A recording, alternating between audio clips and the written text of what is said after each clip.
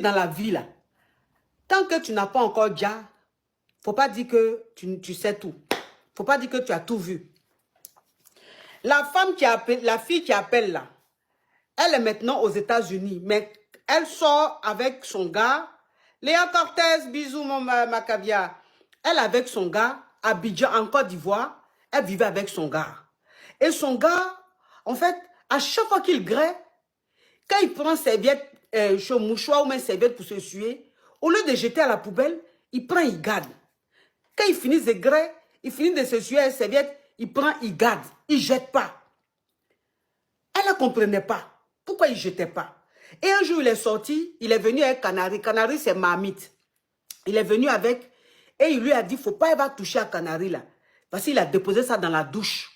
Il dit, il ne faut pas elle toucher. Qu'elle n'a pas le droit de toucher, elle dit, elle a compris. Donc, Canary là, elle ne touche pas. Et un jour, elle est en train de prendre sa douche, et son gel de douche est tombé. Donc, quand le gel de douche a glissé, c'est tombé, c'est allé vers Canary là.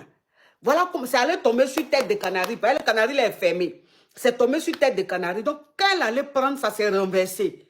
Quand ça s'est retourné, le Canary s'est ouvert. Et elle voit dans Mamite, la Canary là, elle voit dedans tout serviette qu'il finit de se suer, quand il finit de grêler là. Tout ça là, était dans Canary là.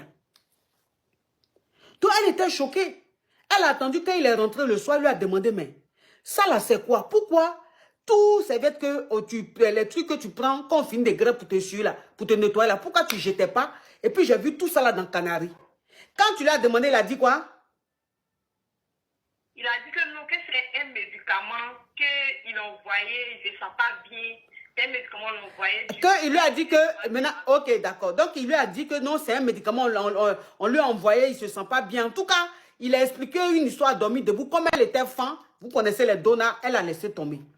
Mais elle dit, son gars pouvait venir souvent avec 100 millions de francs CFA en espèces.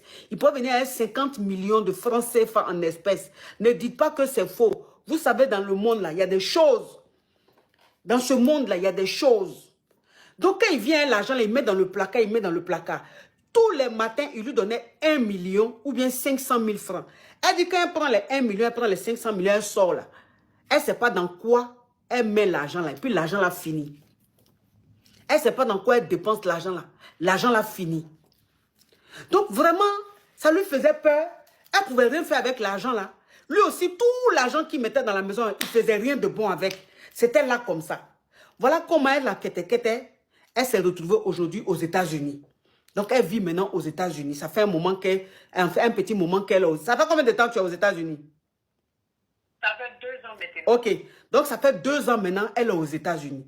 Et depuis qu'elle est allée aux États-Unis, le gars, c'est comme si son business, ses affaires étaient tombées. Il ne gagne plus l'argent, ça ne va plus chez lui. Donc, il appelle, à chaque fois, il lui dit, faut dire telle parole, pardon, mes affaires ne marchent plus, mes trucs ne marchent plus. Mais il y a une parole là que tu dois dire. Si tu dis là, ça va aller.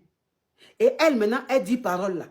Quand il appelle encore, il dit, faut dire telle parole, elle dit. Quand il appelle encore, il dit, faut dire telle parole. Jusqu'à présent. Donc, elle, maintenant, elle est fatiguée de cette vie-là, des trucs un peu bizarres. J'ai bien expliqué? Oui. Ok.